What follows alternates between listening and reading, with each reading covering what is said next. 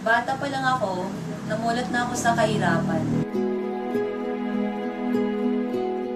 Isa sa mga hindi ko makakalimutan, December 25, 2005 noon.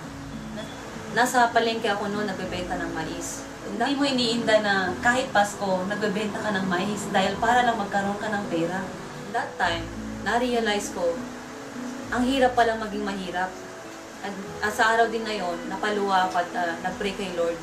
Lord, sana darating yung araw na mabago rin ang buhay namin. Sa awa din ng Diyos, nakapagtapos ako ng pag-aaral sa kabila lang sa lahat na pagbubuhay namin.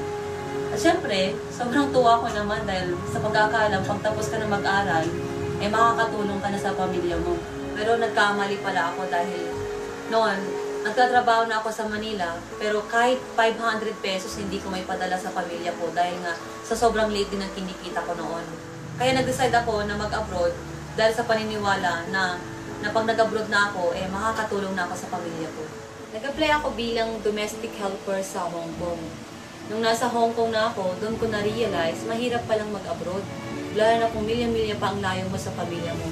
Hindi rin ako nagtagal doon dahil nga nakahanap ako ng amo na halos ayaw kong pakainin at tinatrato ako ng hindi maganda. Kaya nag-decide ulit ako na umuwi na lang ng Pinas. Pag uwi ko ng Pinas, wala akong trabaho. Kaya naisip ko ulit mag-abroad pero this time, Canada naman.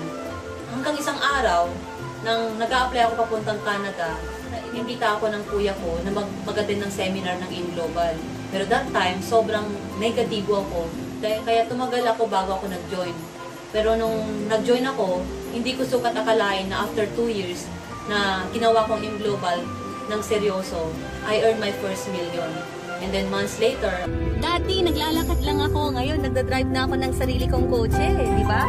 I bought my brand new car na Hyundai Elantra at isa sa mga pinapangarap ko na maging bridal car. And then right now, hindi ko sukat akalain na kumikita na ako ng 6 figures a month. And sa Tugigaraw lang po yan.